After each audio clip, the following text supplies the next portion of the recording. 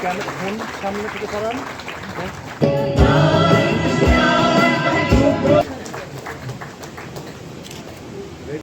শিক্ষা প্রতিষ্ঠানগুলো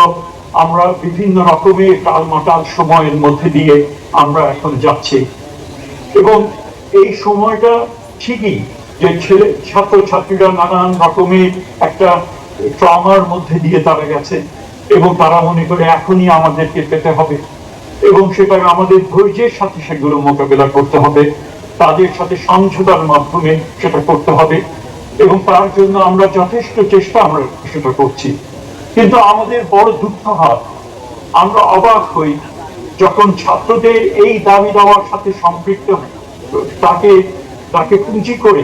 যখন অপশক্তি তার উপর ভর করে, যখন তারা অন্যায় যদি করে থাকে তার জন্য ক্ষমা প্রার্থনার পরেও যখন আমাদের শিক্ষকরা তারা উদার হতে পারেন না, এই ক্ষমা প্রদর্শনে তারা যেন পিছপা থাকেন। আমরা সেই কারণে বিশ্ববিদ্যালয় কোনো কোনো বিশ্ববিদ্যালয় এখনো বন্ধ রয়েছে। আমি বিনীতভাবে আবেদন করব যে চলেন আমরা সকলে মিলে এই যে জাতিকে নতুন করে গড়ার যে আমরা একটা সুযোগ পেয়েছি, ছাত্রছাত্রীদেরকে যে উদ্বুদ্ধ করার এবং জ্ঞান অর্জনে তারা যে আজকে তারা এগিয়ে এসছে, চলেন আমরা সকলে মিলে অতীতকে এই যে যে ঘটনাগুলো ঘটেছে তার থেকে উত্তরণ ঘটিয়ে নিজেদেরকে আমরা যেন বিশ্ববিদ্যালয়গুলোকে আবার